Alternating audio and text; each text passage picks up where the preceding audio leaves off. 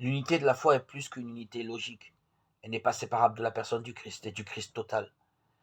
Et c'est pourquoi le sens de la foi et de son équilibre intégral peut être l'occasion plus parfaite dans l'âme d'un simple que dans celle d'un docte. Et la science du second, à même qu'elle s'accroît, aura besoin, pour ne pas devenir une pure science d'homme, de retourner à la source de la simplicité. Cela a déjà été vrai pour la loi donnée par Dieu à Moïse.